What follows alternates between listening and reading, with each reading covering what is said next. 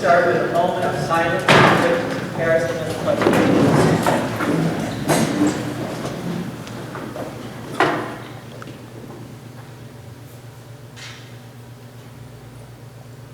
I pledge allegiance to the flag of the United States of America and to the republic for which it stands, one nation, under God, indivisible, with liberty and justice for all. Roll call. Weber. Here. Kimball. Here. Tuzak. Here. Bunyan. Here. Cargill. Stickle. Here. Wheeler. Yes. Approval of the agenda. Are there any additions or non-additions? No additions and no deletions. Can I have a motion to approve the agenda as presented? I'll make a motion to approve the agenda. I'll second. We'll call the vote. Kimball. Yes. Cargill. Wheeler. Yes. Bunyan. Weber. Yes. Stickle. Yes. Tuzak. Yes. All right. Our fourth public comment. Thank you all, first of all, for coming tonight. Appreciate your show of support for what you believe in. We want to give you ample time to talk. There will be, I explained to the three speakers that you have 5 minutes apiece. If there are other people that want to talk and you haven't turned in a form, you need to do that in order just to do a public comment. Okay? So if you want to talk, then you need to hand the sheet. All right? I hope that everyone will be respectful to the speakers and to everyone else that's here and to their opinions. And we appreciate your help with this, to be respectful to each other and to the board. All right? First speaker is John Geisler.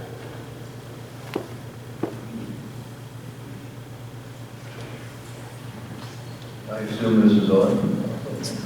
Please excuse my hoarse voice, I've got a little bit of a cold. I was asked to do this kind of at the last minute, not asked for the meeting last minute. Representing the committee who, I believe in some of this, I'm ad-libbing, who have become aware of some of the misconceptions of the community. This is not an attack on the board or the superintendent. I think it's an involvement for the people of the community to get involved in a decision of this nature. The concerns that we've had, myself and people, and I've been in the community 39 years in business and as a parent with 5 kids that haven't been in the school system. Again, a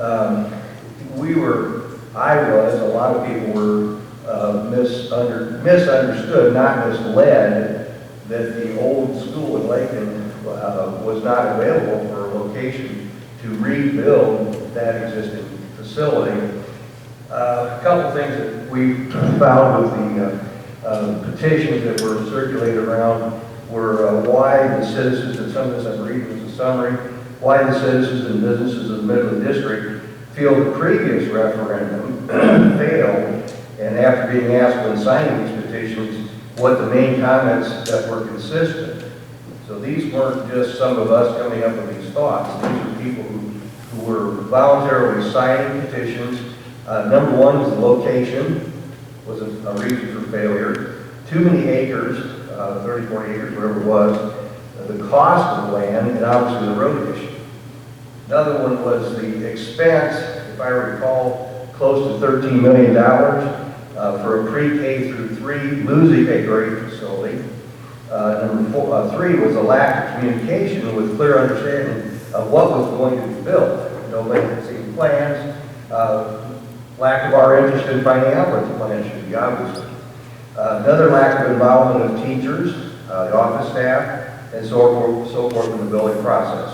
These are not my thoughts, these are people's thoughts that were wanting to sign the petition because of these reasons. Why we know this referendum, will pass. Number one, we have 690 signatures from citizens in the Midland School District, which were obtained in less than a week and a half. And we have 40 businesses, which were business owners signed, or a total of 730 signatures, which I will hand to the board here in a few minutes. in support of keeping the pre-K through fourth grade in Lincoln.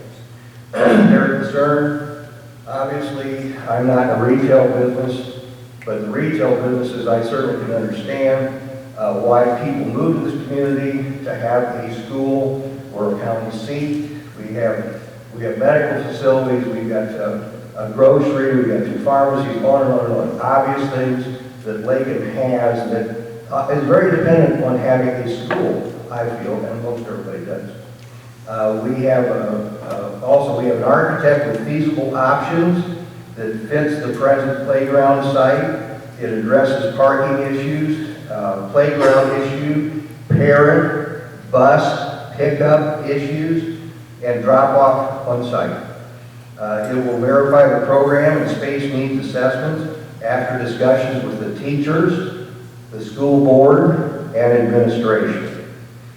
We will have a team of experts in passing referendums who will work closely with the school board, with the administration, and concerned citizens committee to successfully receive our referendum guide.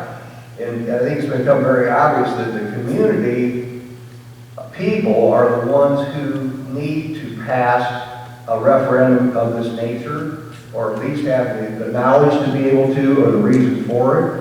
Obviously, the school board and the superintendent have the leadership, but their input should be from all of us and whoever is paying taxes in this community. That's what supports our school system. And Lincoln, as a small town, has become obvious to us with numbers. We've talked to some of the outside architects who pretty much volunteered their information to us. It was very nice of them. I don't know how many of you were at the meeting at the Legion, but these were not made up issues by them of how small towns actually go under without retail businesses, not necessarily professional businesses, but retail businesses. And when we have 40 business people here now concerned about this issue without a school, I think that says something.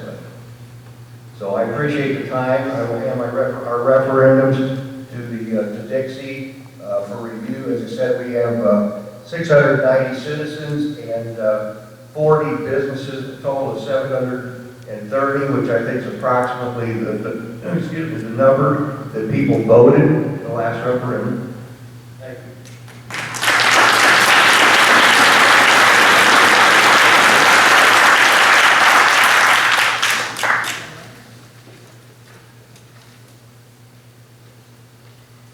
I didn't say this in the beginning, but we are not going to comment back and forth about anything. We're just here to listen to you tonight and listen to your ideas. So there is not going to be a discussion. So thank you for whatever ideas you have. The second person to speak is Jay Johnson from Liggett Architects.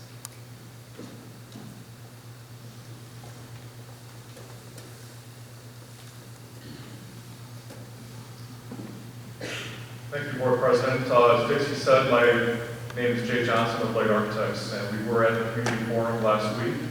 We helped facilitate that, but we have no skin in the game, as John had mentioned.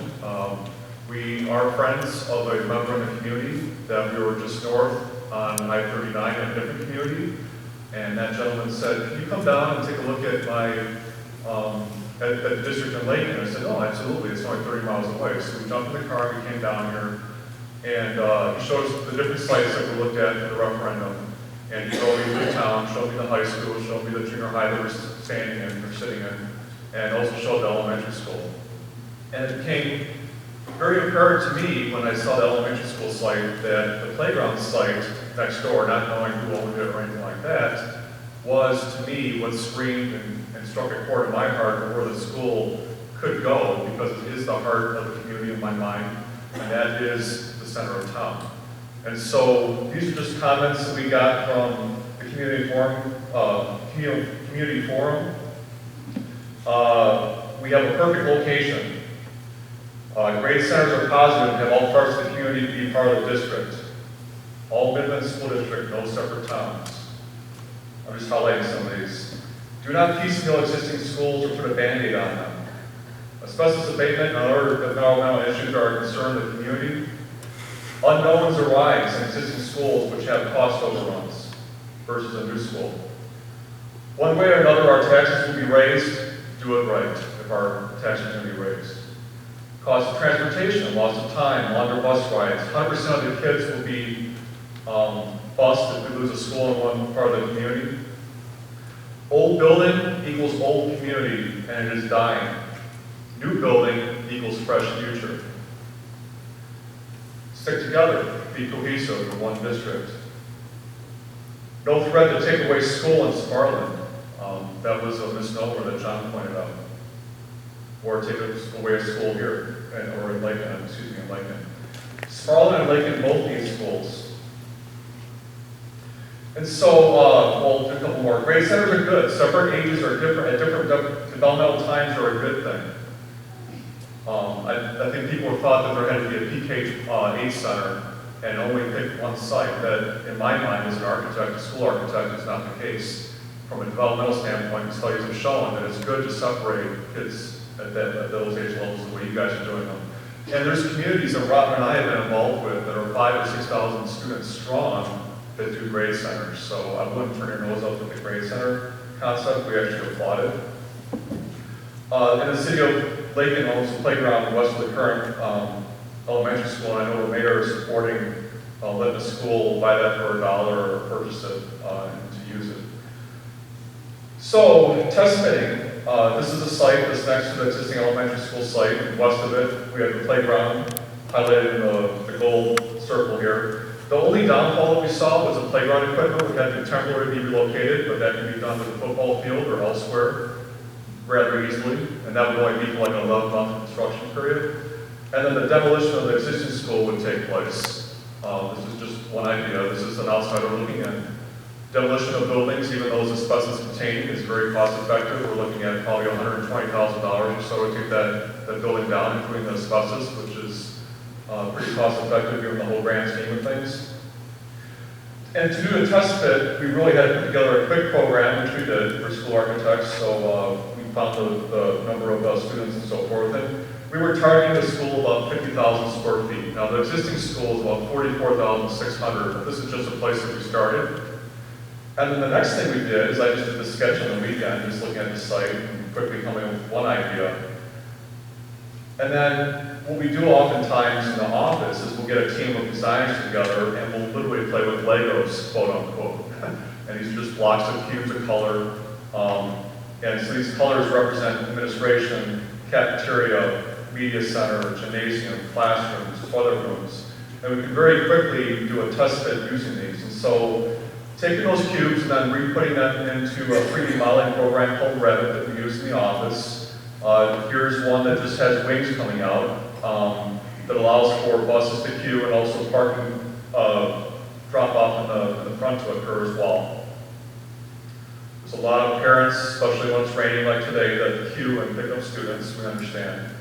And there's about 9 buses of full size and about 3 buses of a smaller size that we wanted to accommodate.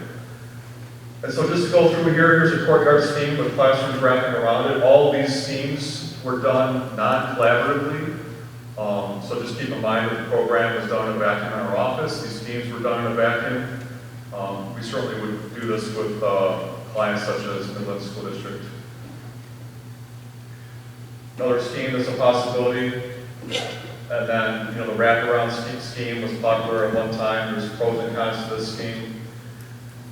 And then we looked at a 2-story scheme, and in the community forum, it was very evident, and a teacher said this, well, Jay, it's very difficult to get the little girls and guys up and down the stairs, and so I'm not sure the second floor scheme is really going to sing a tune in my heart. And I said, exactly, but that's why we showed it, so you would say that. And so whether it's 2 stories, 3 stories, 1 story, wraparound fingers, linear, radial, it's just a test fit to show that the school of any size, shape, or form could fit on this site, and that's what we're asked to do as a favor to a community member. Mr. Johnson, you need to stop, please. And with that, I'm 5 seconds over, so I'll turn it over to my colleague, Robin Randall. She's the director of K-12 in our office, and she's going to briefly go over just a process that she's used on facility planning process. As Jay said, we did these test fits without you, and what we'd like to do is create a community forum process. The master planning process that we've tested in many different school districts is something that's been proven. Like Jay said, we've been working with South Peru High School and had a successful project from that, so I'm just going to take you through that. It's a 5-step process where we would gather the information that we need on your existing district.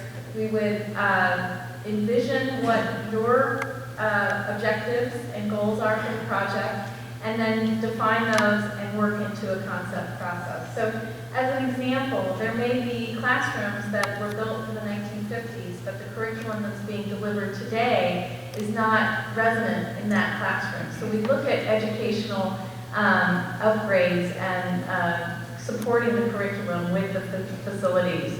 We expect high performance from our children. We should expect high performance from our buildings. In the visioning process, it's a community collaboration space. It's a workshop process where we get to what is your dream for the school district? What is your vision? And we dream big, and so that we get all of that information out and document that. And then together we document what are the needs. So that's the programming phase. That's the second step.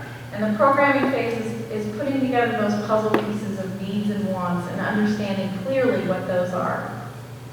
And then once we have that documentation of what's existing, what your mission and vision is, and what the puzzle pieces are, then we have that time where we play with Legos, or in this case, we actually had puzzle pieces from LaSalle Peru of different objects that needed to be a part of that master plan. And then in the end, we developed 3 different options and had a consensus building workshop where we developed the pros and cons for each of those options. And then everybody in the room got a sticker, a green, red, and yellow sticker, and they got to put that on which option worked best for the community. And guess what? It was a full consensus that option 2, with the green dots, was the direction that we're headed. So it's not the architect's idea, it's definitely the community's idea, we're just the facilitators. As part of that option, we developed renderings for the referendum, and so that the full illustration of what the project could look like. And we developed budgets to support those. But we're only one of the players that's part of a referendum process. The architect purely helps you envision the idea and document that, but we also need players like the financial advisor and underwriter. We need legal counsel, we need a construction manager. Other players need to be a part of a referendum process. And then there's this 4-step process to get to that referendum too, and the master planning is just the first step. Then you need to look at ways of surveying the community to see if they're interested in passing the referendum. And we have a good start on that now, right? So understanding that the community's ready to pass the referendum. And then set the priorities with the board. The board needs to vote on that, being on the referendum piece. And then there's an intensive period before the election to make sure that that passes. And that really comes from the community. Step 4 cannot be the board members, it cannot be the architects, it's the community that needs to drive that step 4.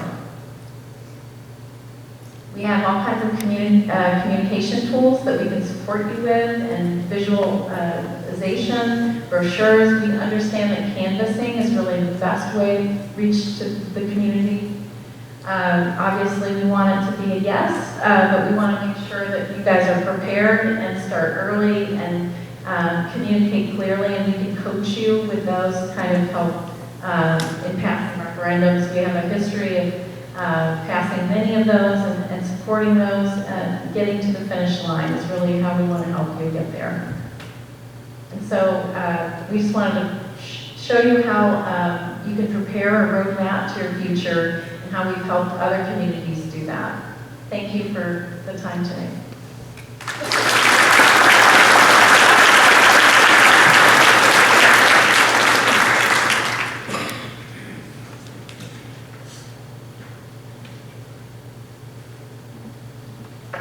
These people that are speaking are not part of the committee, but rather just individuals who would like to speak. Ron Cho.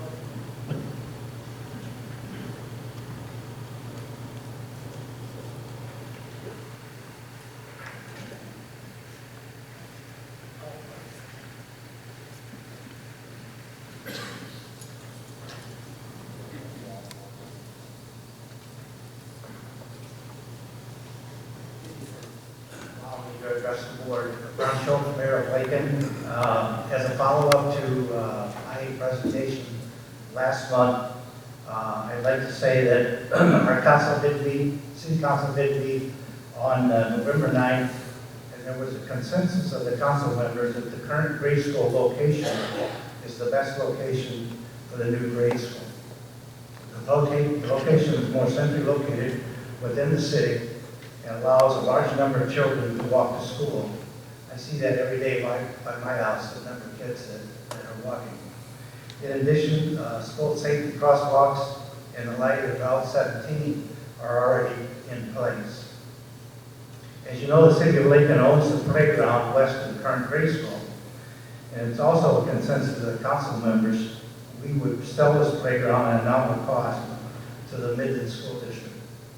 If it was needed to build a new school at this location. In addition, the city will work with you on a site plan to help solve traffic and parking issues at this location. The council is also in favor and highly recommend another referendum to obtain funding for the new grade school in Lincoln. Thank you.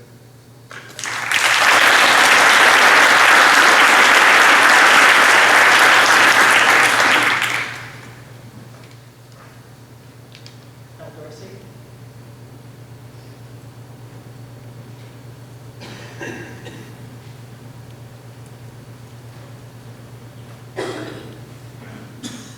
Hi, I'd like to introduce myself. I'm Al Dorsey. Some of you may know me, some of you may not. I just want to give you a brief background. My wife and I have lived in Lakeland for about 40 years now. We've raised 6 kids. And I was born and raised in Midland when we just passed the referendum down there. So I have some feelings on that perspective. I feel like I have ties, even though I live in Lincoln, to all 3 of the communities that make up the Midland School District. I have served in the past as a school board member, parish council, at the church that serves all 3 communities, on the Lincoln Zoning Board of Appeals, including chairman. And I've also coached many kids from all 3 communities for numerous years in the summer ball programs. So I feel when I talk about the community where I live, it's all 3 communities. We're all one, just as the school district is all one. I currently have 6 grandkids that live in Sparland with their parents. I have 2 sons and 2 granddaughters, or daughter-in-laws. And in environment, I currently have 3 grandkids along with their parents. So I even currently have kids in both communities, in addition to Lakeland where I live. I agree with what a lot of folks have said, and the main thing, and you've probably heard it many, many times, is location, location, location. And that's what it's really all about here tonight. I think this entire thing is about location. It's really what it comes down to. I know the options are limited, and I want to reemphasize, as these options are looked at, my own concerns, some specifics. First area is safety, location of the proposed, at least for the younger kids out here at this facility. It's not quite out in the country, but it's on the edge of the community. And with today's climate, not knowing what's going on, who's walking into different schools and what they call soft target areas, that's a concern for me. I think it's a major concern for everybody. Then the response time kind of goes along with it, it's related to it, especially in emergencies. In police, fire, and ambulance, a lot of times minutes make all the difference in the world in saving somebody's life. Bus is another item. Location, again. If you're going to have it outside of the city of Lakeland, where it currently exists, the grade school, you'll probably be 100% busing with kids, like it's been shown. And my concern is, I used to have my kids picked up because I lived outside the mile from school, and keeping my young kids away from the older high school kids, because they were very impressionable. And I was always concerned about that. We would walk around with some bus got there to keep them being influenced by the older children. If you do go with the 100% busing and buildings that we propose, you're going to saddle the school district for many years to come, in fact forever, versus if you would build a building, because once you build a building to a certain cost, and once it's paid off, you no longer pay. But by busing 100% of all the children, especially the larger percent of children in the school district, I believe, from Lakeland, you're going to have additional bus costs, additional drivers, coordination, a location point to pick them up if that's going to be the case, or you're going to bus up and down every single street in Lakeland, which also will have an effect on the streets themselves as far as breaking them up. It's just extra traffic. Buses don't play a lot, but like a garbage truck or whatever. And a structure, if there be a need to actually place something where they can be located. The final thing, well, there's two more things. Gyms. That's been a big question also. Okay, again, location. My understanding is that there's two gyms that we possibly will be losing. The small one out here, possibly in classrooms, and naturally the gym at the grade school. The thing about the grade school gym, it also has a stage, which is very missing in a lot of the other places. When I was on the school board, we put extra lighting at the high school, so we could possibly have a stage on the raised park in the future, but it hasn't been utilized yet. Also, you would then, at their gym in the grade school, you have concerts, general school activities. This is probably a major importance, but the Halloween parade, because the kids can participate, walk right down the street, it's there. And then the field trips that I know that the kids take with their teachers. They can walk simply down the street, go to the businesses there in town, and learn about how things operate in the real world. Finally, last but not least, is naturally the cost. Thank you very much.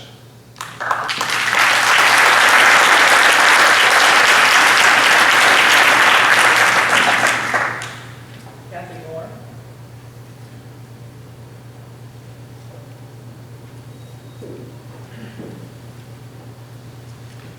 Well, everybody said a lot of good things here, and as I walked into this building, a flood of memories rushed through me. This was my alma mater here at Sparland. So, what I have tonight is really a letter to the board members. I'd like to begin by thanking you, because you were willing to take on the responsibility of representing the people of our school district. And it's often a very thankless job. And unfortunately, you usually hear from people only when they're upset. And I think you deserve a lot of credit for taking on this job. Those of you that chose this task were willing to do so because you care about our children, their education, and the future of the community of this school district. Our children are our future. Education always has been and always will continue to be the key to success. Now, we're all keenly aware that something has to be done with that current pre-K through 4 building. It's been an ongoing problem for several years, and quite honestly, as a former board member, I'm somewhat ashamed that it hasn't been corrected by now. However, I do understand what you're up against. The government is making it harder and harder for small communities and school districts like ours to survive. And the economical conditions of this time add to the difficulty. Funding is always a huge issue. I can understand the frustration that you must be feeling because referendums have failed, and our district seems to be divided in spirit at this time. I too was disappointed that that last referendum failed. But as I look back on it, I think when I went to vote on it, I may have felt kind of desperate that anything could be done to finally fix this problem that we've been facing for years. Maybe that's what you're feeling at this time, a sense of desperation. What else can we do?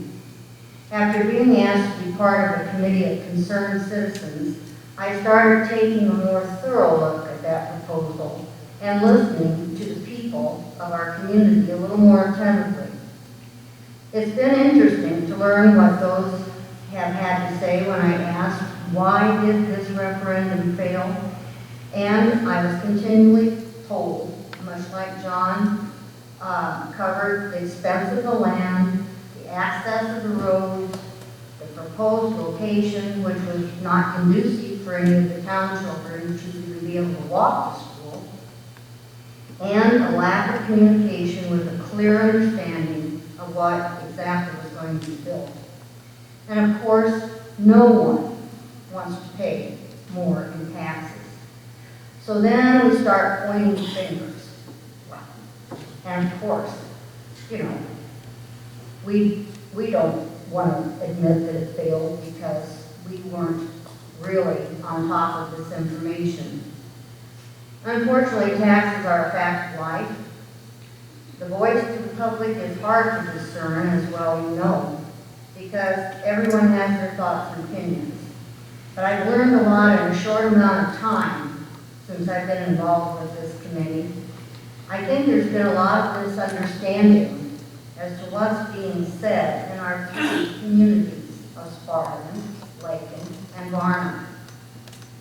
I really think, and I hope, that with all of you here tonight, we will finally decide to become united as the Midland School District and work together to see a direction that will work the best for us all, especially for our children, the future children that we hope will come to our community, and the life and future of Lakin.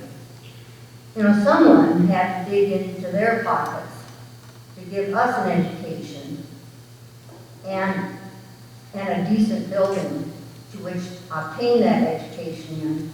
And I think that we need to recognize we need to do the same for these children.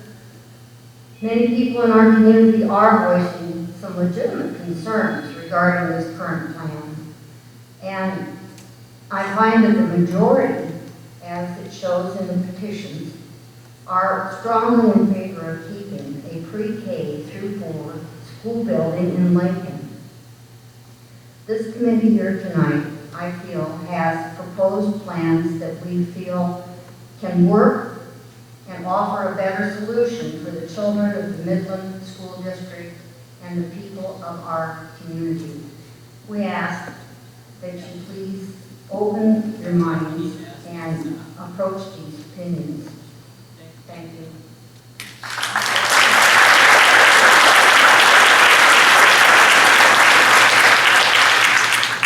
Justin, my part.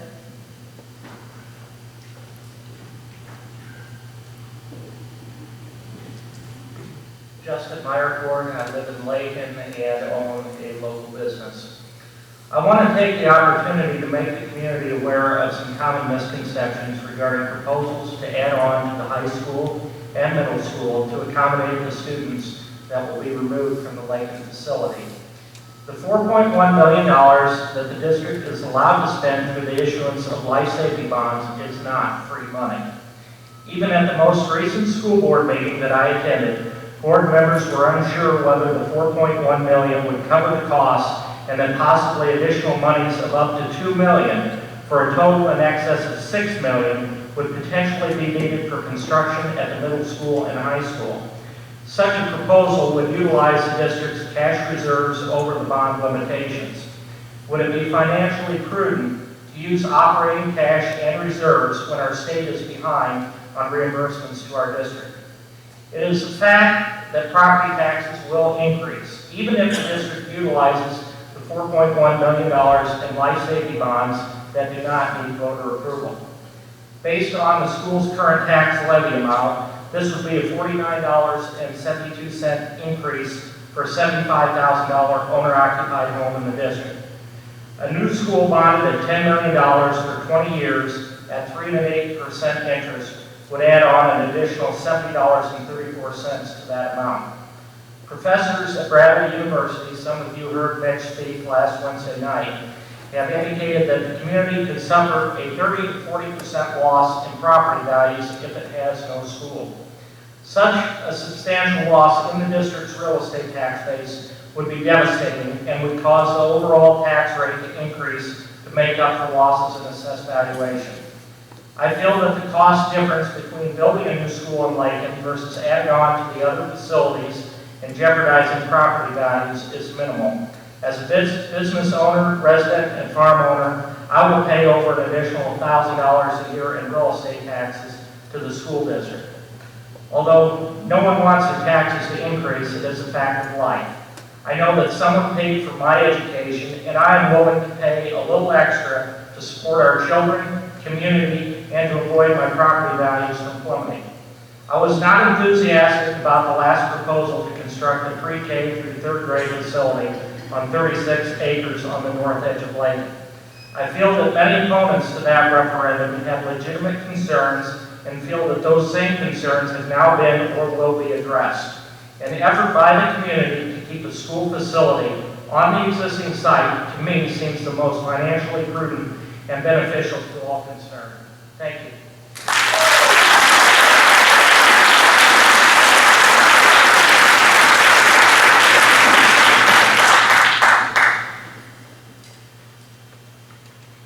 Anything else?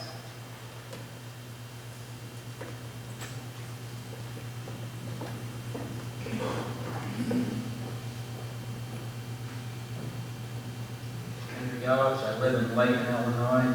I've attended and lived here all my life, which is over 50 years. What I'm addressing tonight a little bit is I've done just a little bit of checking, and for the, if you go ahead and would let the committee go ahead with the referendum, there's no cost to the school district. They could have a nonpartisan referendum ballot, so you wouldn't have any problem at the primary where somebody would have to come in and declare Democrat, Republican, or whatever. If you were worried about maybe somebody not coming in and vote because they have to declare it for the primary, they wouldn't have to. They could come in and get that type of ballot, so the numbers should stay up. There's no cost to the school for that. It may cost the county another few cents to print the rest of the ballot. And I would hope and pray that you guys would take this under serious consideration. Some of you I worked with on the last referendum, and you've got over 700 signatures there, and the community is asking you and showing you what the community wants. Thank you.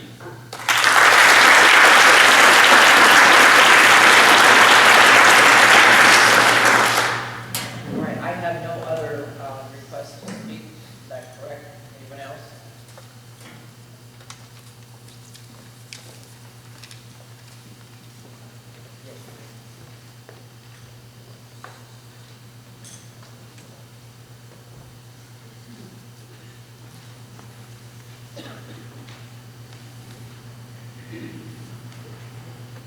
Hi, I'm Amy Everly.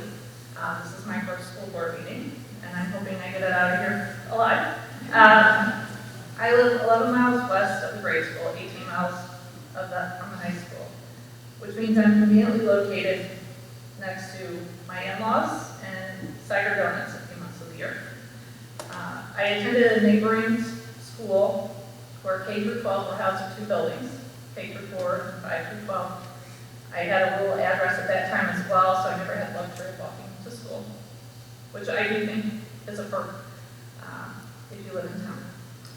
I have worked most of the past 2 decades in contract interior design, so I do appreciate the costs associated with remodeling an existing building. I realize there are code compliance considerations and a lot of costs that aren't necessarily apparent in the beginning. But I think there is good design and there's bad design, and I think we have an opportunity to implement good design in either a new construction or an existing building. As a parent of a child in kindergarten and a future student in Midland, my biggest concern is the education and opportunities for all the current and future students in this district. The exact location where that education occurs is not my primary concern. This is a complex issue, and a one-time cost of new construction or remodel or addition is part of that, but we live in a state that is broke, and we live in an area where the big employer has laid off thousands of workers. We don't know if those jobs are coming back. So what happens if the state reduces funding? What happens if our enrollment declines? What happens if the governor dictates countywide schools? I don't know what the answer is. If the school location changes, what that does to property tax, I don't know those answers. But if the school district does not make sound financial decisions, and we ultimately have to consolidate with other school districts, we still shoulder debt, and that seems like a much worse scenario for every taxpayer in this area. So we have a school board and administration that are responsible to determine not just the upfront costs of a new school or a model, but also the ongoing costs, the maintenance, the staffing, the transportation.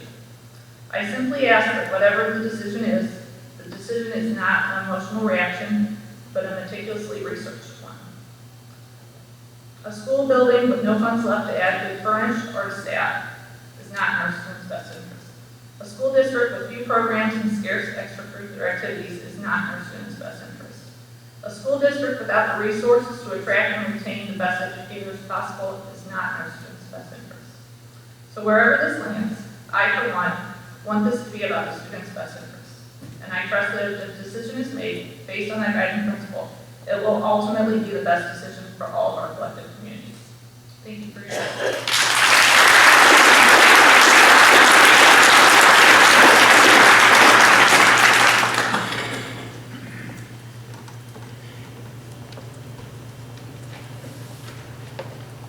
Is there anyone else? All right, we thank you very much for coming out tonight and for presenting your ideas and views, and we will consider what you're saying. Moving on to information reports, the superintendent's report. I have asked our high school principal to create a high school STEM proposal next year. I believe it is in his building report, or a portion of it, and he is continuing to work on it. We've received no payments for transportation to date. I'm also advertising for a classroom aide for the elementary school and middle school. Also, please keep in mind the levy that you are asking to adopt tonight is tentative. As the end of December approaches, we'll have a better idea on what our EAV will look like. I have heard nothing on the proposed tax caps or waivers on mandates from Governor Rauner or the state legislative leaders. I do have an update on football. Our athletic director, Adam Jansen, has been investigating football games for next season and possible conferences. I wanted to give you an update on who has reached out to Midland expressing an interest. Coach Seibert, the football coach for the River Valley Falcons, has informed athletic director Jansen that multiple schools have reached out about playing a JV contest, but none of those schools have contacted our district to date. Possibly, depending on numbers, could play seniors down to field a full roster. That would have to be determined by both opposing individual schools before games could be scheduled. Adam has also left messages for the Mid-Illini conferences, a 4A, 5A conference, about playing a B game against our JV. They have not responded or expressed an interest. They may not know if they have sufficient numbers to field a B team until this coming spring. Finally, Adam has left a message with the Northeastern Athletic Conference, of which Iowa Marquette is a member. They possibly would be looking for a game for the entire conference. However, this league is all schools in the far northern suburbs of Chicago.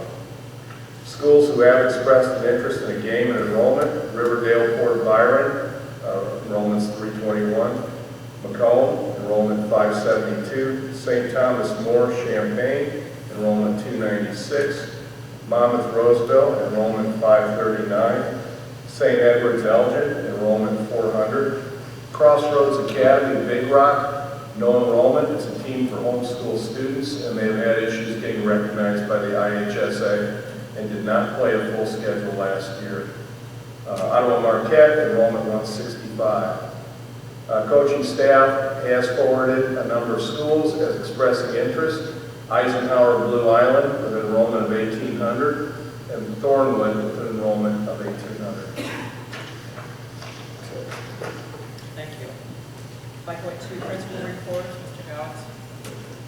Yeah, the biggest part of my board report that I'd like to discuss tonight is the implementation of the STEM program and Project Lead the Way. Earlier this month, Mr. James and myself, the two guidance counselors, went up to Chicago. We visited the Project Lead the Way conference. It's very informative. I got a lot of good information back.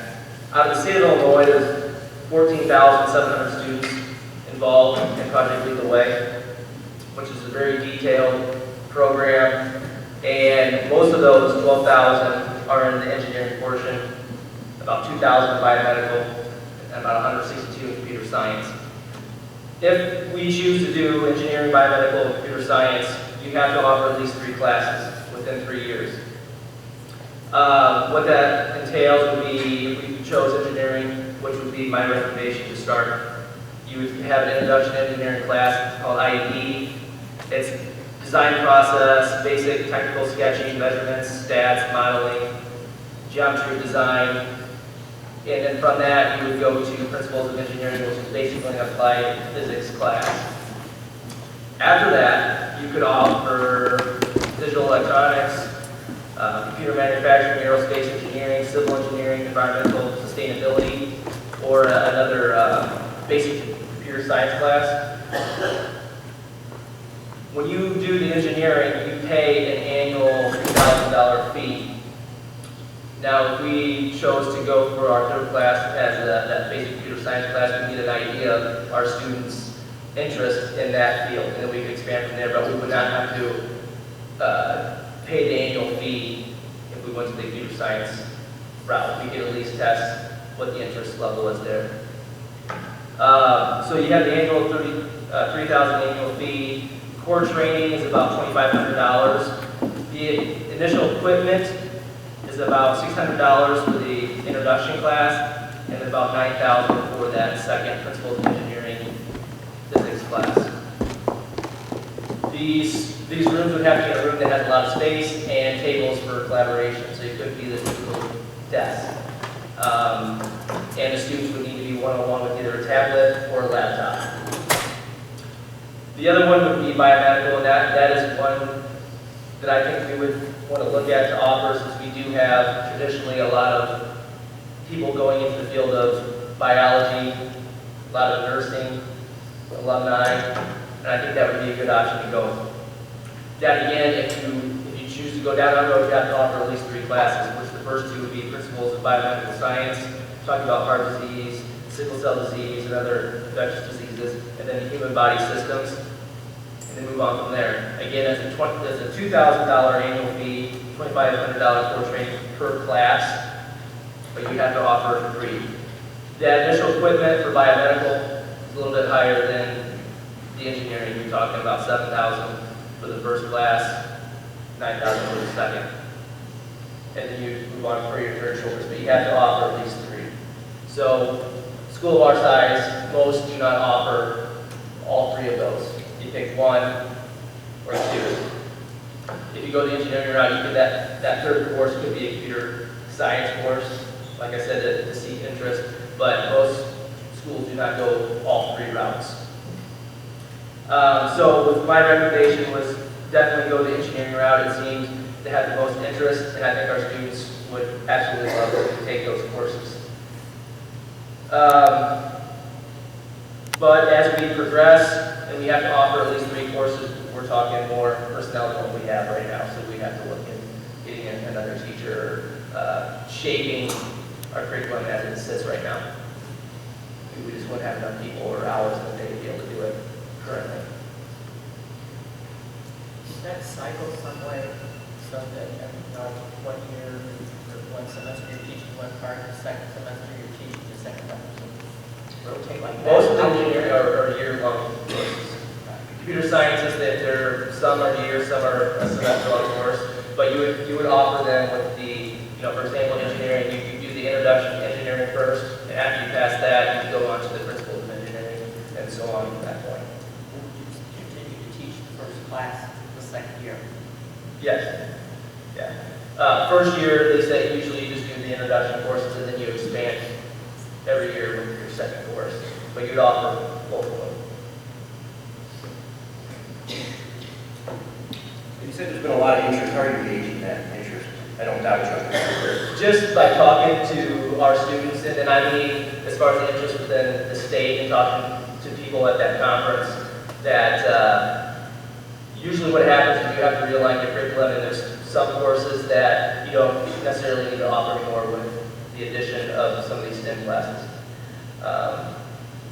If we want to go down the road a little bit, further and see more interest, if we could send out a survey to our students. But there has been a lot of kids asking when this is going to start, because they've heard we've been looking into it, and we might have too much interest for the first year, so we would have to look at, talk about prerequisites. Do you want to have it be a weighted class or not? And that's completely, from Project Lead the Way, a local decision. Yeah, and I would agree. I think probably it's going to be too much interest as opposed to lack of interest, because we no longer have an industrial arts program. This is your modern industrial arts program, and there's a high need for that. Right. Some of the courses I went to, teachers were talking about how project works, but basically they're given a project, a problem, and then where they want to go, and they just let them loose. And it's not the final product that's necessarily graded, it's the process.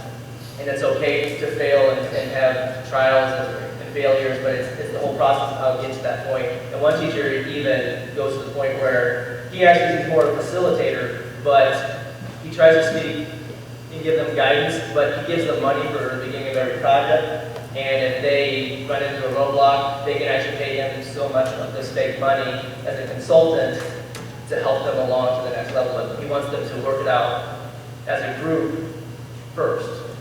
So, I mean, some of the projects they did for the engineering is they made solar cars, and then they raced them, and it's pretty neat. So I think we have, again, almost too much, I guess, people with their interest in it, so we have to think about how we want to offer it, and if we want it weighted or not. But I think it's a good idea. But again, school arts side, we definitely would not want to try to do all three at once. We want to narrow our focus. As far as biomedical, I talked to the Project Lead the Way vice president up there, happened to sit by him in one of the sessions, and he said, you have to build off what we're doing at the middle school. So if the middle school's not doing the medical detective, you don't want to offer biomedical in high school, you want to filter and feed off the middle school program, or it won't make sense. So, and again, as far as the engineering, I think we're there, but biomedical versus computer science, we want to build off what we do at the middle school.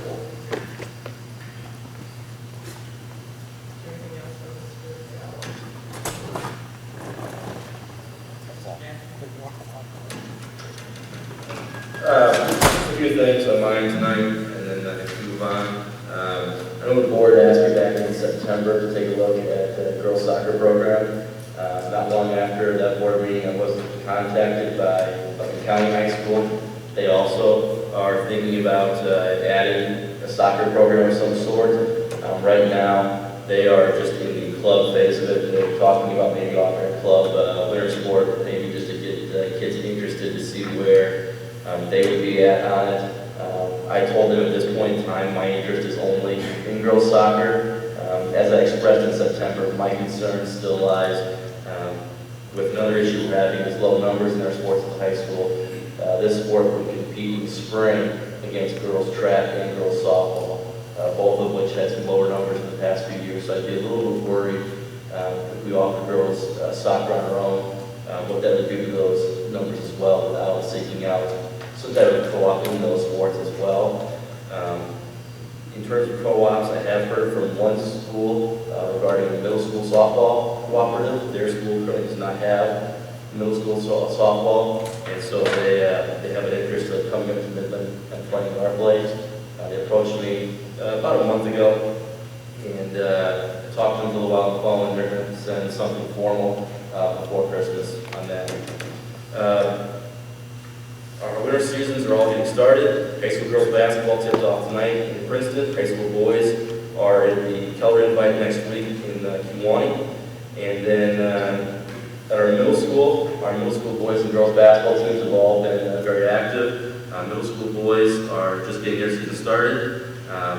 Some good news, well, we haven't had this a lot tonight, but some really good news is we have 50 kids out in boys basketball from grades 5th through 8th. So even though we've got some lower numbers right now at the high school level, 50 kids is a pretty exciting number to have.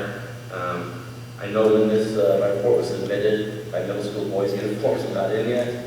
They came in Friday. I know the boys, when I met with them on Friday night, they seemed pretty excited about what they look like. I know they were pretty excited to wear tonight for their first game. And then finally, the middle school girls basketball team, their season's wrapping up for the year. And I can tell you with some good news, the 8th grade girls basketball team took 3rd place in the Little Tri-County tournament on Saturday. They knocked off the 3rd seed, Ronald Benson, 35-21. Any questions or concerns you have for me?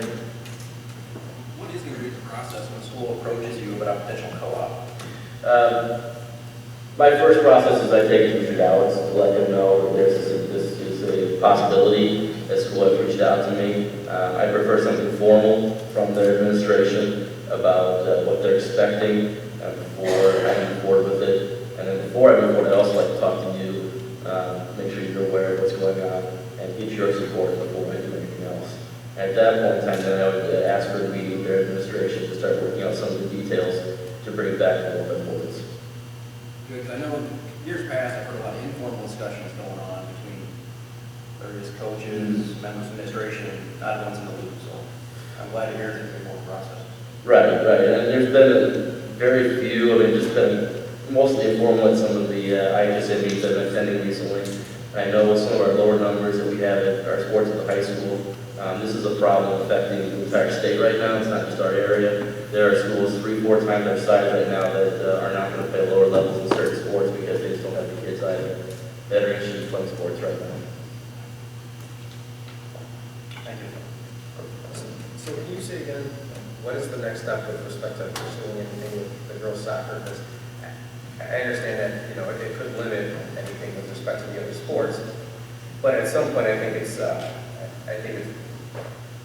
pretty to let those students pick their sport if they're on the bill that they want to travel for. So if there's possible co-ops amongst multiple sports, that'd be great if that's something we could do. I can definitely put something out to the students in high school, a survey of some sort to see what their interest level would be. I know there's a lady, I cannot think of her name offhand right now, who was putting together some club stuff at high school in Putnam County. She's emailed me a couple times to discuss this further, just about maybe offering to allow Midland kids to play on their club team, just to see if there would be any interest in our kids going up there and playing. There would be no, from my understanding, it would be treated similar to like a basketball or volleyball would be. There would not really be any school involvement or cost in this. Sure, okay.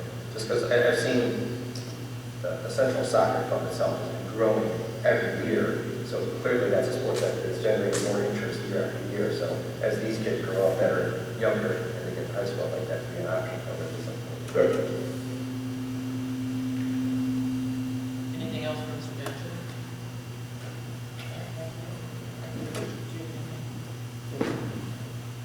All right, move on. Number 6, the consent agenda. 6.1, to approve special board meeting minutes October 5, 2015. 6.2, approval of closed board minute meetings October 5, 2015.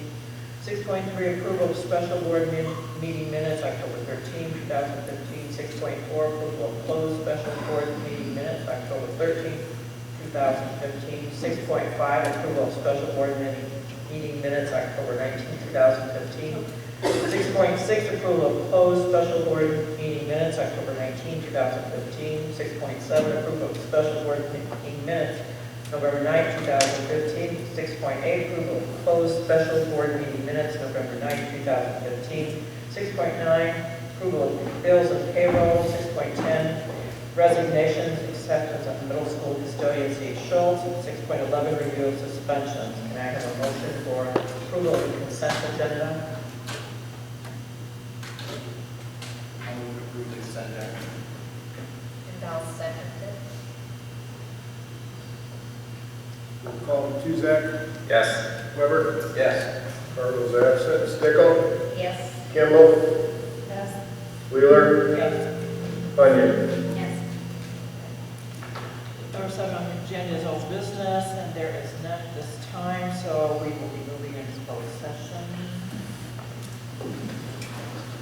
Next item on the agenda is to adjourn to closed session. I need a motion at this time to adjourn to closed session pursuant to the Open Meetings Act to discuss the following agenda item. To discuss the appointment, employment, and compensation of specific employees of the public body pursuant to 5 Illinois School Code 122C1. I make a motion to discuss one of the specific employees of the public body pursuant to IL.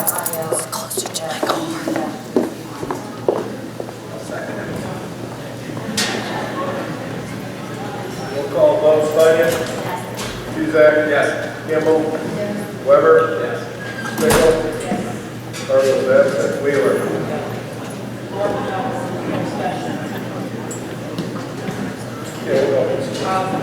If any of you want to stick around for public comment afterwards, you're welcome to stay. We're going to go into the media center to meet for closed session. So if you just want to stay put. And this closed session is ended. Today is November 11th, excuse me, November 16th. And the time is 8:40. I need a motion to come out of closed session.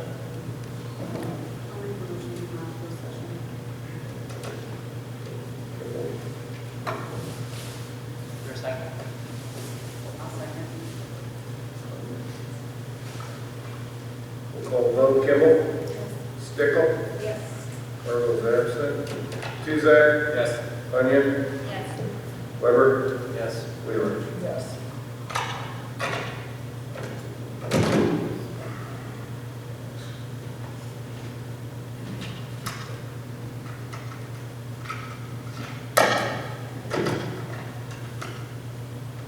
There's no action from closed session. Moving on to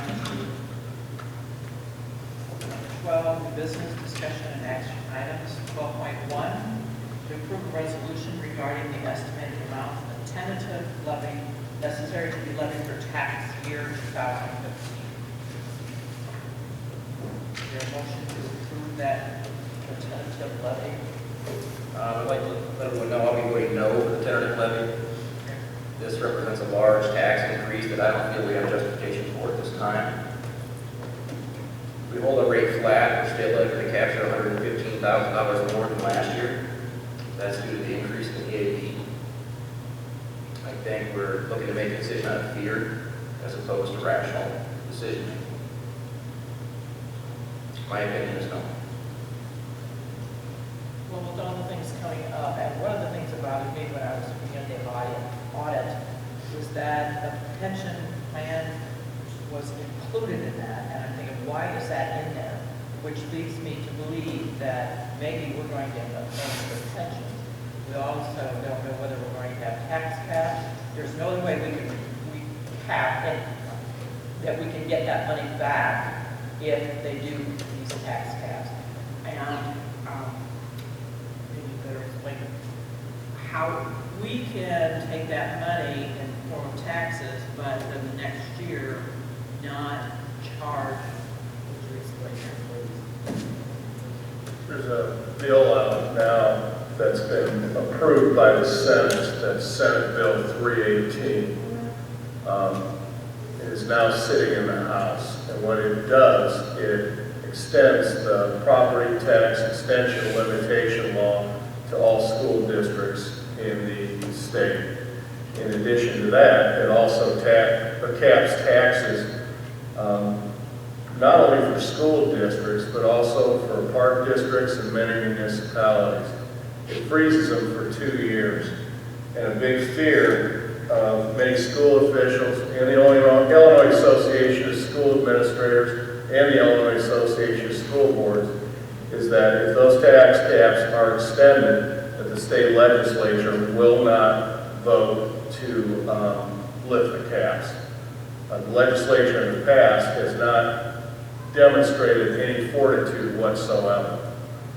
Our fear is once it's codified, it'll stay codified, which means we would be subject to what our levy was to this year. That would bankrupt the school district. We would not bankrupt the school district. The school district is in strong financial shape for all. Over a period of time, if we had no opportunity to generate or recapture any revenue, and we were capped at an unknown period of time, and our costs continued to rise, and we could not capture any new revenue, then we would deplete our reserves. The current proposal is for a 2-year tax freeze. In fiscal year 14, there were $600,000 in the black. This year, we're $85,000 in the red. We're going to capture an extra $115,000 by doing nothing, by holding the rate steady due to the EAV increase. We're proposing an extra $200,000 in money we don't need. There was a lot of talk about what your taxes would be raised to build a new building. This proposed levy would give you a $54 a year raise on a $100,000 home, and it goes to nothing. We don't need it. We can survive without it. But I have a question on it. Really, how does it really, how does it not go to nothing when we're talking about implementing a STEM program that's extremely expensive and that in the future is going to grow, possibly? We have millions of dollars in reserves right now. Right now, but if the state doesn't make their payments, then what happens? The state how do you get has to make payments. But if they don't, I mean, but it's a possibility, isn't it? I mean, we don't know what. Again, I don't think we should make decisions out of fear, though. We've been talking about it for 6 years. It hasn't happened. If, We ballooned our reserves up. We're in great shape. There's no reason for an exorbitant tax on people right now. I agree with you. I don't want to tax anybody. Everybody's trying for cash. But doesn't this levy it doesn't say we need to tax. It just gives us the opportunity to tax if we need to. Now, once we approve the levy, we will tax. This is This is a tentative. This But is why put it out there in the tentative one and the next month approve it? Now's when we should discuss it. If we approve this, and then the state doesn't implement the tax cap, can we drop this? You can evade it, sure, you can evade it. You can evade the money back to the county, or you can just not levy as much next year. Yeah, I think it gives us an opportunity, okay, so you go ahead and you levy for this, what is it, 6 point? It's about 6.5% increase. And I mean, if you're reading the paper, there are people that are, 10%, somebody just did 69%. That'd be the Chillicothe Park District. I don't know if they've adopted it yet, but they proposed a 69% increase in their levy. Yeah, that's pretty, we're not doing something like that. Yeah, but keep in mind that Chillicothe Park District is not levying for $5 million the way we are. No, they don't, you're right.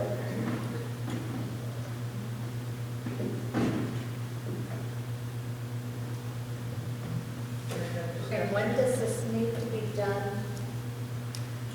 Well, it's unknown, because what they've been doing is, they've been establishing action on the bill.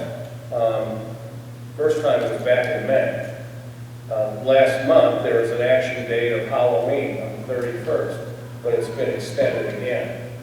There's a lot of posturing right now going back and forth between the governor and the legislative leaders. And there's many people that feel that this is an opportunity for Speaker Madigan to offer an olive branch to the governor to try to jumpstart talks. One thing is for sure, if they don't have a budget soon, they're saying in March they're going to have $9 billion in unpaid bills. And there might be a point in time in the spring where they might run out of money. So our friends in Springfield are trying to scare all the local municipalities into raising taxes so they don't have to. That's the bottom line. I think we should call it a bluff. You know, the only thing that really does concern me sometimes though is the amount of money that we might have in reserves, but utilization of that. For programs, for our staff, actually improving the curriculum. And not even coming from the building, I'm talking about actual curriculum, paying of our staff. Even, we have staff that we can't retain. We have people that are going to move on because they don't get paid enough. If we have more money that we can say, yes, you know, we can start doing some of these different things. We can implement a better writing curriculum. We can pay, we can start attracting these new teachers in and actually paying them a living wage that they can live off of and pay their student benefit after school. That's what we're here to do. We're here to educate these kids.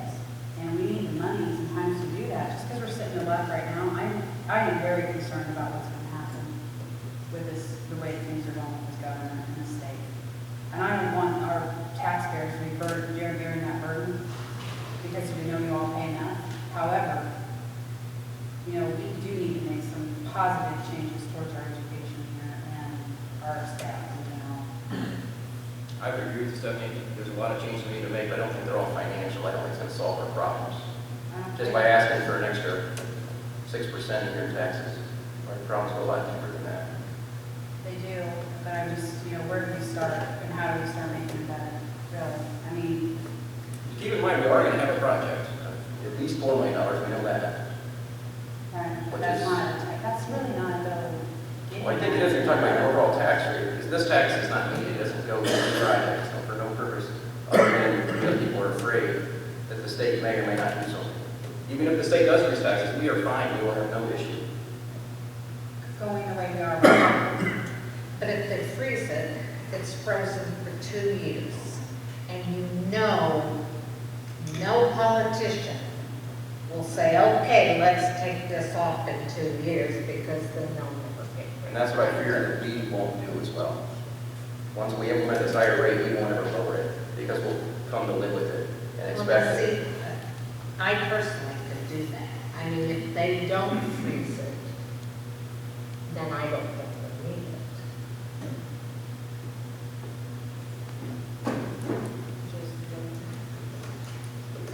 I think,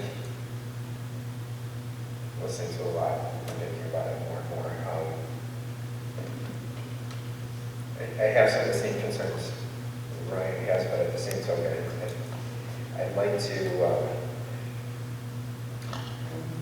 I'd probably echo what Marilyn just said. I would like to think that you can implement it with the good conscience saying, you know what, if the state doesn't freeze it, then being able to take it off. But I also have the fear that Ryan says that we wouldn't do that. So I guess,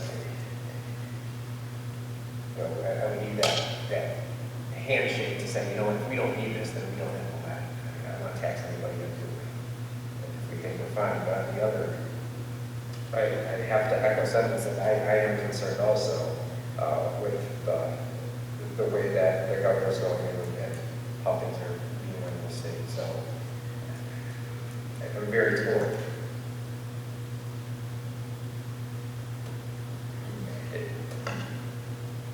It's one of those, it's easy to say, well, tentatively put it through and then come back and say, well, no, you don't need it. Because once you say no, then it's not going to come back later and say, yeah, we do. No, because Right, if they exactly. freeze it, then no. We're still, even if they freeze it, we can still capture an extra $115,000 more than last year. Just because the EA went up, everyone's pie got bigger. Yeah, I understand that, I got that in the main. But.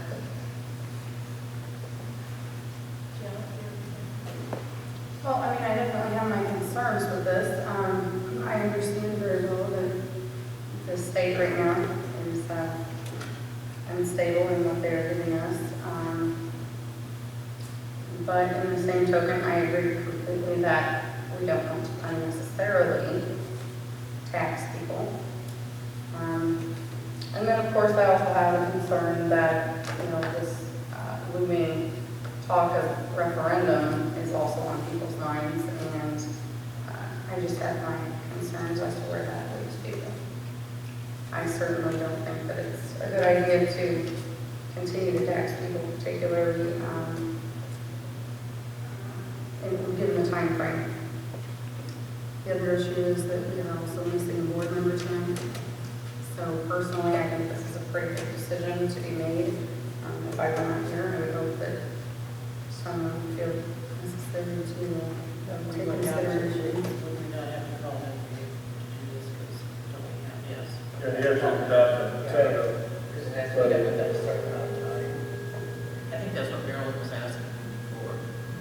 You have to adopt a tentative levy 20 days before a truth and taxation hearing. Or even if you don't do a truth and taxation hearing and you levy under 5% of the previous year's extension, and then you have to file the levy, I believe it's the 4th Tuesday in December.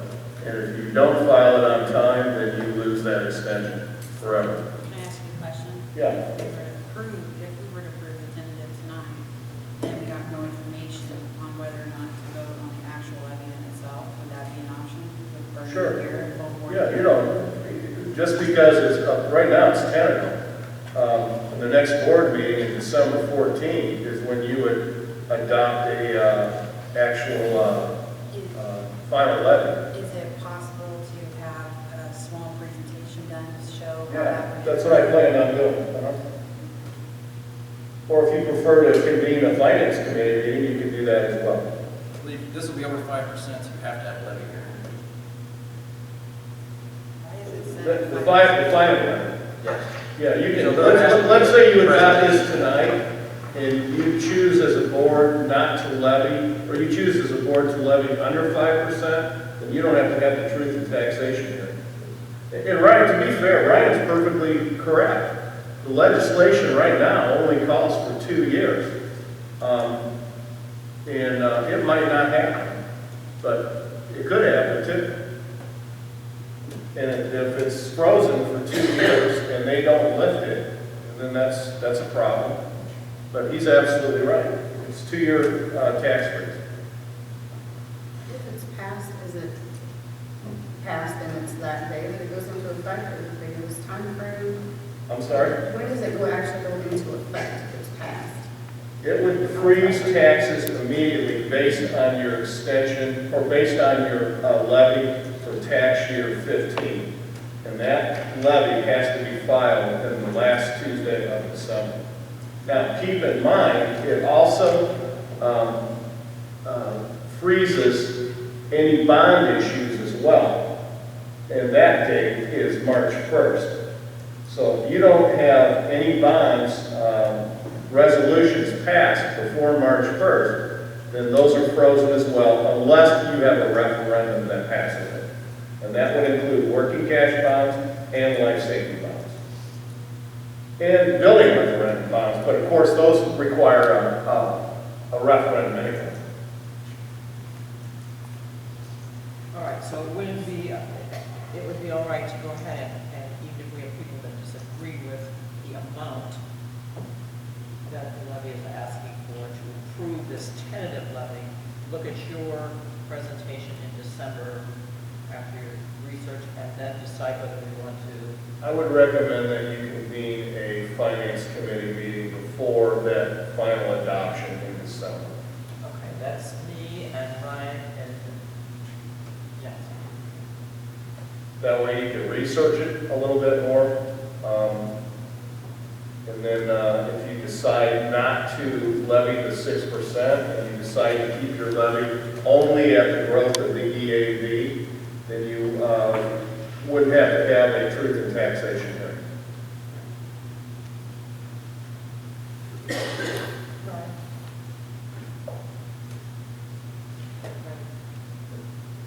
My vote is still no on this. Okay. Levy. We've been working on it for a long time and can't seem to get any traction. All right, we think having a meeting is. Yes, absolutely. We should have a finance meeting and talk about it some more. All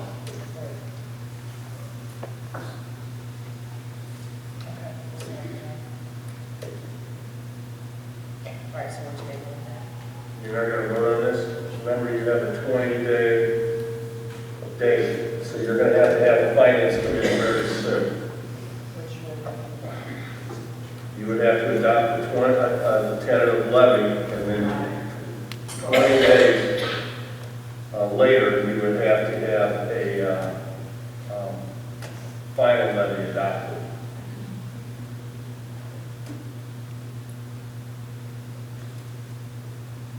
okay, so to get it onto the next meeting, then we would have to meet by this week, next week? I don't have a calendar in front of me.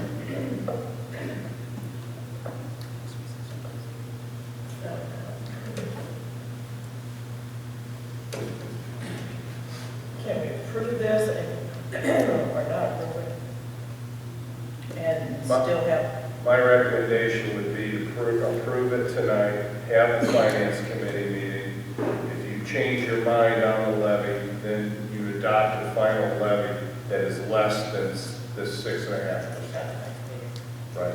Because you can always go down in your levy amount, but you cannot go beyond. Are you okay with that? Good. Let's move on. All right. So I have a motion.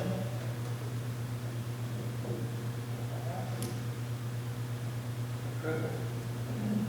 Capital letter.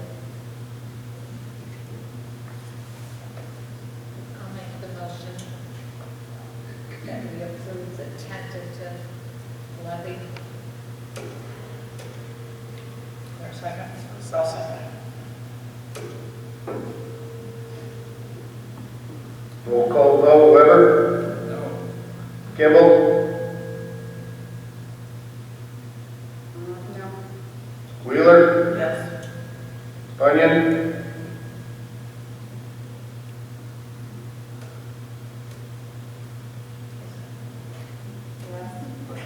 Cardinal's absent. Stickle?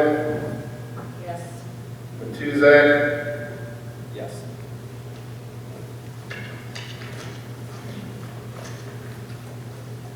All right, that's still being corrected. Right. We'll talk about that later. Okay, 12.2, adopt a resolution seeking renewal of the waiver of school code section 27.6, mandate on daily physical education, which we had here, about 2 weeks ago or last week. Is there a motion to adopt a resolution for PE waiver? I just want to say that if we're going to adopt the resolution, there needs to be strong supervision other than a teacher who's had other duties to watch over these children. Otherwise, I have some serious concerns with the whole PE waiver thing. If they're not utilizing it for education, rather than just sit around and play around in the media center, there's not a reason to opt out to be there. You should be in there lifting weights or doing something else. Is there a way that those kids, how many of them there are, can they possibly go into other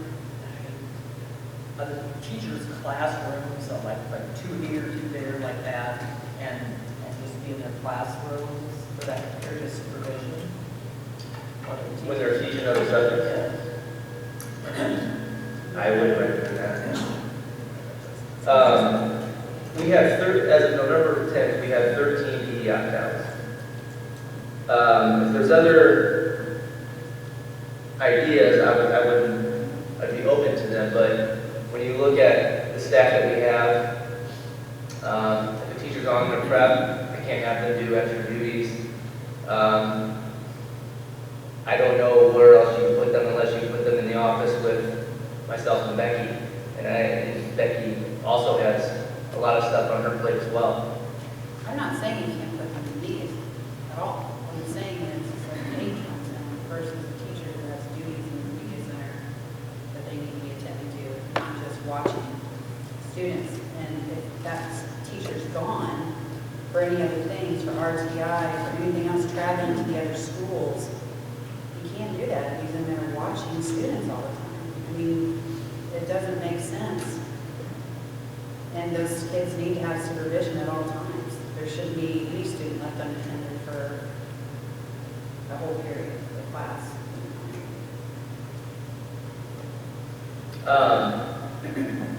But I would say that we treat that just like we do any other time. If the media center's closed, then we're notified of that, and then it's shut down, and we find other ways to supervise those kids. I wouldn't want any kids unsupervised for any amount of time in the building. So that is one of the conflicts with communication. For example, creating the documents where who's opting out, who's in. You know, at November 10th, we had 13.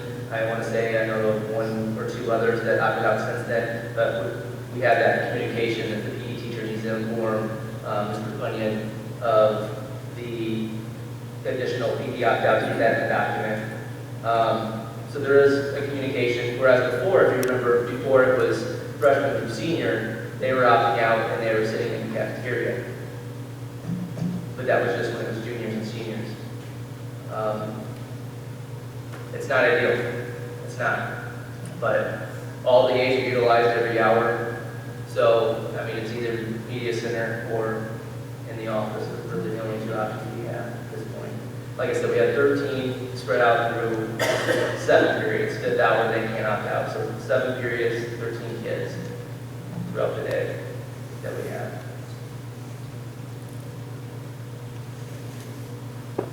Other than additional staff, I don't know. I just think there needs to be something else besides just sticking them in there. And that they're doing PE waivers, that it should be for an education purpose almost, because they're taking another class versus, I mean, they should be in PE lifting weights for their sport, I mean, at the very least. So unless they're taking biology class or something else, I just personally feel that PE waivers are great for kids that are doing education, but they're not great for kids that are just... Yeah, those are the easy ones. Those ones that we have opt out for a class because they're in another class. So those are the easy ones. Yeah, the PE waiver are the ones that are a little bit more difficult. All right, can we move on? Can we have a motion to adopt this resolution for PE waivers?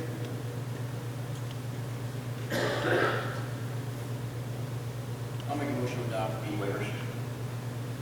I'll second that. We'll call the vote. Kimball? Yes. Bunyan? Weber? Yes. Stickle? Yes. Wheeler? Yes. Matuzak? Yes. Cardinal's absent. 12.3 for my middle school head custodian Marcus Smith. Does everybody have that in front of them?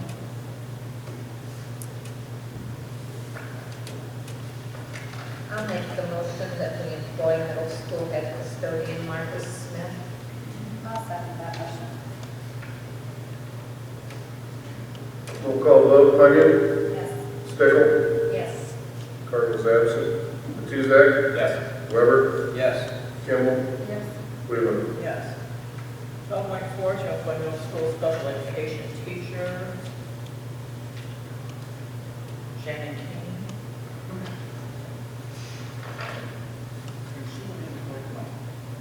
After the first of the year, currently, we had Morgan Massey left at the beginning of the year to stay home with her newborn child. And retired teacher Lori DeSmith filled in that position. And she will run out of days shortly after Christmas, and then Shannon will fill that position after Lori runs out of those days. She lives in the community as well, and she's worked in Dunlap School District before. She was with Dunlap for 4 years. Motion to employ special education teacher Shannon King. I'll make a motion to employ middle school special education teacher Shannon Key. I'll second it. We'll call the vote. Stickle? Yes. Wheeler? Yes. Matuzak? Yes. Cardinal's absent. Bunyan? Yes. Weber? Yes. Kimball? Yes. 12.5 to approve fiscal year 16 snow removal bid, which we had one. Jesse, everybody had a chance to look at that.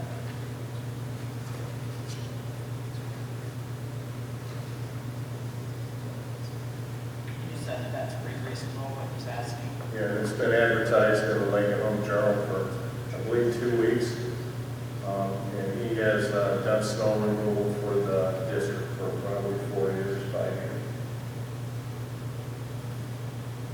Everybody all right with that? Okay, need a motion then? Make a motion to approve this new removal bid. I'll second. We'll call the vote. Wheeler? Yes. Cardinal? Absent. Kimball? Yes. Bunyan? Yes. Weber? Yes. Stickle? Yes. Matuzak? Yes. Yeah, 2.6 to approve volunteer coach for middle school basketball.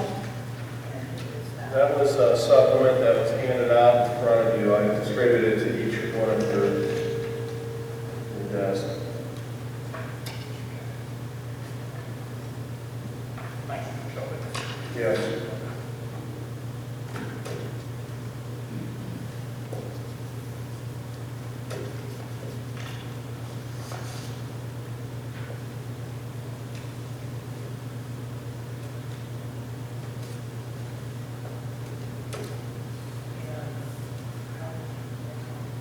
Adam, do you want to discuss Michael? Yeah, you had approached me about the seventh grade coaching opening for the position. more we talk, excuse me, the more we talk, the more time commitment's not going to be able to work as the full-time 7th grade coach. However, our current 7th grade coach, Mr. Sands, they know each other since they went to college at Eureka. That's how this gentleman was able to contact me. Jesse was interested in maybe taking the program over, and then Michael could help him when he could. Michael's job is changing, so he's going to be able to help us out a little bit more than he was originally thinking. So he had asked, could he come up as a assistant to the program? No problem. Is there a motion to approve volunteer coach Michael Petrowitz? Motion to approve. I'll second that. Roll call vote, Wheeler. Yes. Weber. Yes. Cargill's absent. Stickle. Yes. Onion. Yes. Tuzak. Yes. Kimball. Yes. Okay. We have one more public comment section, and again, we don't excuse me, we don't want to engage with you, but if there's people that would like to speak, and put a 20-minute time limit on it.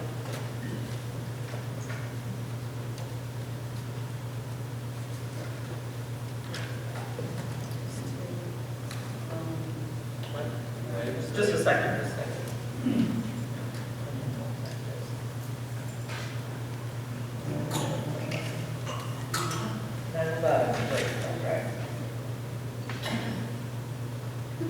Okay, we'll take comments until 9:30 now.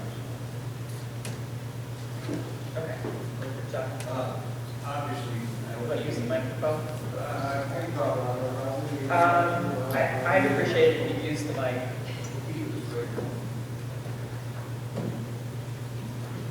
If you know you want to talk, and you want to move up there, like having people just stand up there, that's fine, don't just move. I think it should be obvious to all of us tonight that none of us envy your jobs, and certainly a difficult position. I think some of the comments while you guys were in closed meeting out here and among some of the committee meeting, or people were, what do we expect, or how do we need to ask for an additional board meeting? We understand there's a deadline to file a referendum, and what is that deadline?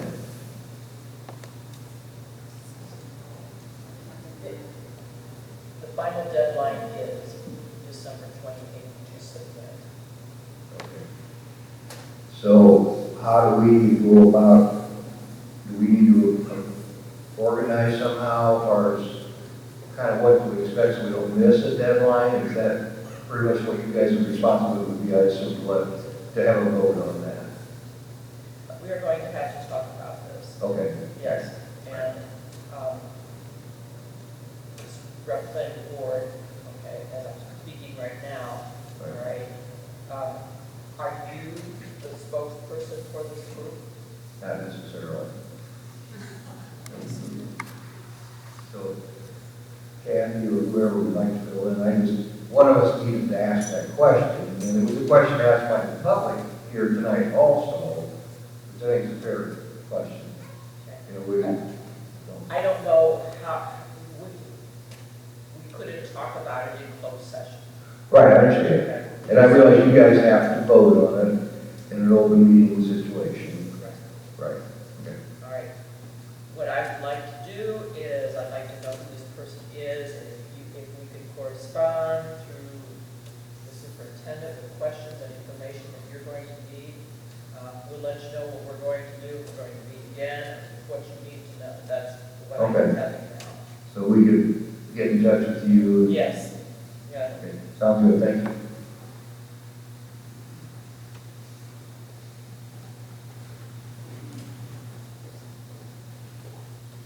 Been a lot of conversation tonight on taxes and the load on citizens of here. I don't know if anyone realizes that Illinois is the second highest tax rate on property taxes in the whole country, including the District of Columbia. I don't think that we've done a really good job of taxing our way out of problems. I see no reason for higher taxes. We need to figure out ways to cut costs, and we're not going to do that by building a school that we really do not need. Thank you.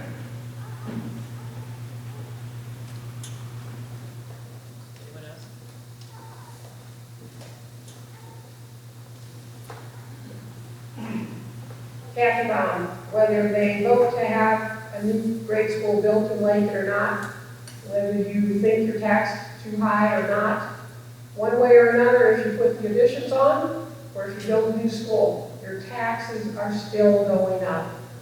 Take the best dollar, get the most out of your dollar, and go forward. Thank you.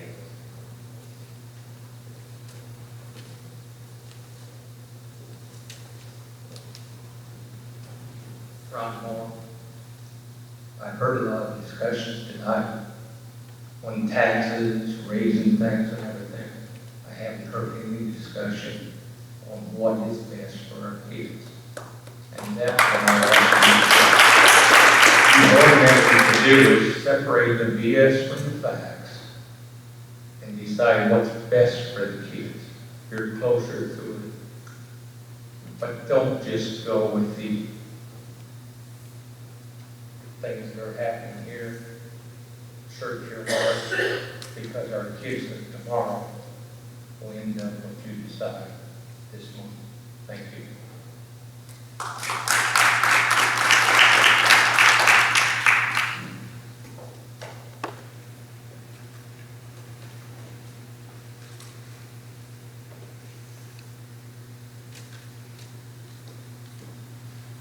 I am Naomi Richmond. I'm also on the Citizen Committee, and I've been the point of contact.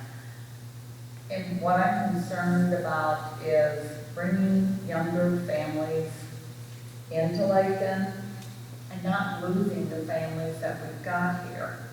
And I know for a fact that one family has moved, and they lived in Lakeland, and they moved here so they could be close to the grade school. And he worked it out with the Chillicothe police so he could live here. And when the last referendum didn't pass, I know that they moved.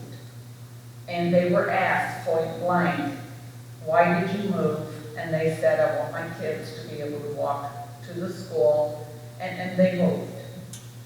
And I know of 4 or 5 other families that have young children, and they want them to be able to, because they live close to the schools, and they want them to be able to go to school, and they're concerned about their children. And one lady, I wasn't here at the meeting last Wednesday, she's from New York, and she did an awesome presentation saying that she moved here because of the school and the teachers and all of that. And I love our community, and I love the people here, and I know you all have a huge job ahead of you, and I wouldn't want to be where you're at right now for love your money, and I appreciate everything that you all have done. And the only thing we're asking is we want our community to grow, and we want our business to stay, and we just ask that you just listen and work from your heart for the kids. Thank you.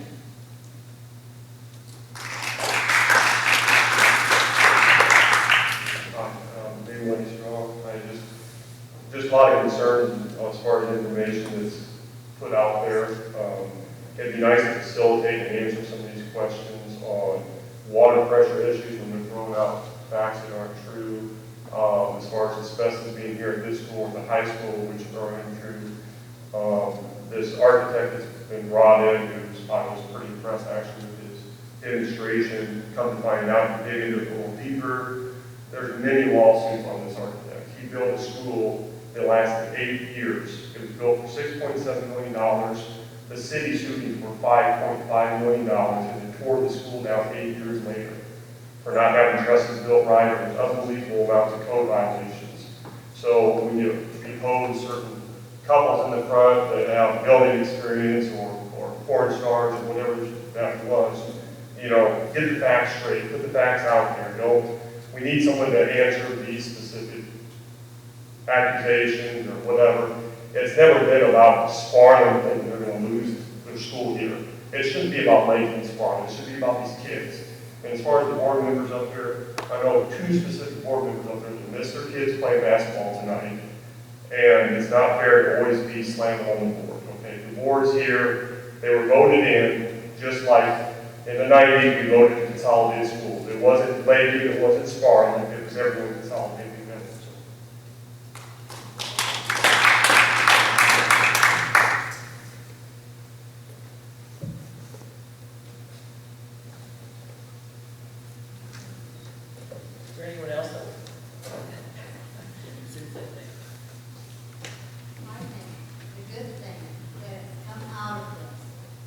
is that finally the community has opened their eyes to see that, wow, we kind of just sat back and let things happen or not happen. But I think this is the first time that we see solid people here that really want to work with you as a board. We really want to work toward what is best for our community and for our children. And I honestly feel in my heart of hearts that busing pre-K through 4 out here is not good. I think that that's such a formative time in their lives. And, you know, the education begins when they enter that building as pre-K. And that's the opportunity for their learning skills to grow, their developing attitudes and self-esteem. And I think we've got a good thing going here in our district with the age-appropriate students housed where they are. And if we can just figure out how to work together to make a school in Lincoln that houses the pre-K through 4, I think we will benefit everyone.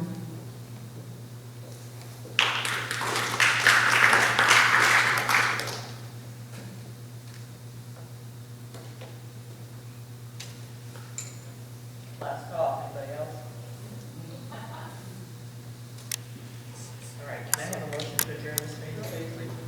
I'm sorry. So as a board, and I know that since we're not doing this tonight, when I need to address this. I got my calendar out. All right, Because I don't want to wait a month. I agree with you, I agree. I was looking at, we want to meet and just specifically talk about this. In all fairness to the people that are thinking about a referendum. Or against it, yes. Yeah, they need to know if that's something they're going to do or not going to do. Okay? So, is this board willing to meet just specific to that? Do not. Maybe for one. Need to talk about Sure. what you want to do, and then, yeah. I would like to address one issue with that real quick, if I could. I would just like to say that I think it's necessary to point out that the meeting that took place in Lincoln was not something that was supported by the entire board. This was not something that's previously been discussed with the board members. This is not something that should have been a coordination up to that point with the board. So it is represented on the slide presentations, both it appeared Wednesday night and now, that they used our school logo as if they were representing the district and the school board. And regardless of anyone's opinion, one direction or the other, that had never been discussed, and that was someone's misrepresentation. So just like that to be known.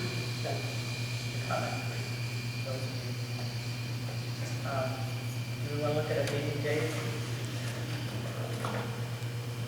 Next week is week of Thanksgiving, but I don't know about logins and stuff. I haven't got one. I personally, as soon as we can, I would like to discuss this because I would like to give, again, regardless of opinion, I would like to give folks that are interested in pursuing this every opportunity to have enough time to collect and do what they need to do to make a legitimate argument one way or another to be able to present this. Now, doesn't mean we're going to say yes or no or indifferent, but given the time constraints we do have, I'd like to give them every opportunity. We're not going to do this. No, we are going to set a date to talk about this. That is what we are going to do right now. All right, so when do you want to do it? I personally would like to do it the first week after Thanksgiving. That Monday, Tuesday, Wednesday. Personally, as soon as we could, I'd rather do it as as soon as everybody can possibly do it, it's really, that's what I. You have conflicts? I always have conflicts with the schedule, and I'll make it work.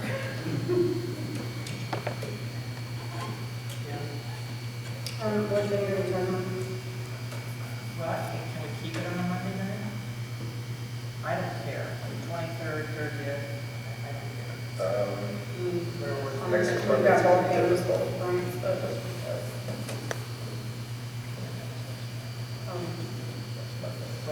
Next Monday.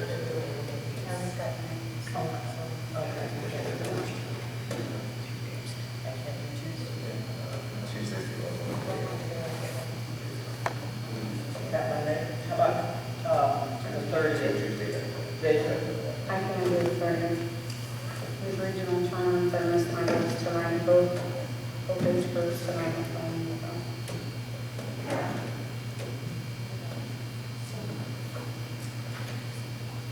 Seven, we're booked.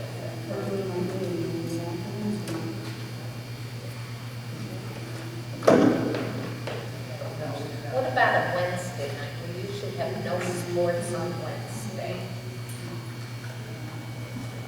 Wednesday night's available? Pardon? Wednesday nights?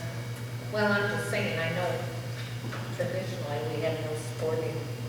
Works great for me.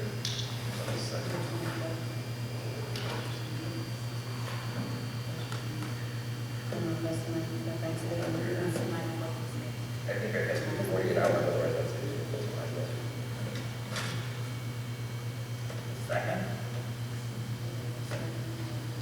Second? Second? Wednesday, Which Wednesday? December 2nd. That's 2 weeks Okay. after that. Everybody good with that? Yep. Yeah, I can work around it. I don't have to wait.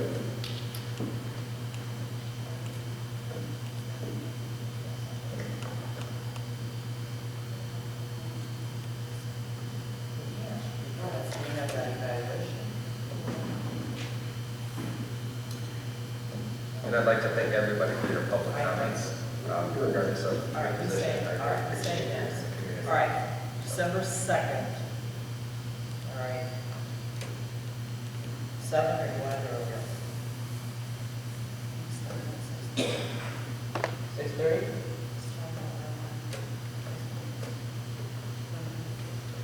Go ahead, 6:30.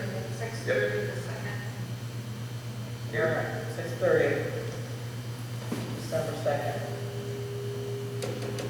And we'll do that here. Yeah. Maybe not. Oh, Depends, we have to look at the athletic schedule. I'm sure it'll be a well-attended meeting, yeah. Okay. so we'll probably have to set up in a large, similar to this, but we don't know if we have games here, and we don't know if we have games at the high school, so we're gonna have to, if we do, we're gonna have to do some rescheduling. So we'll work around it. Or maybe at the grade school. That's a possibility too. All right. So you guys will have to watch for where that's going to be. All right, now can we adjourn?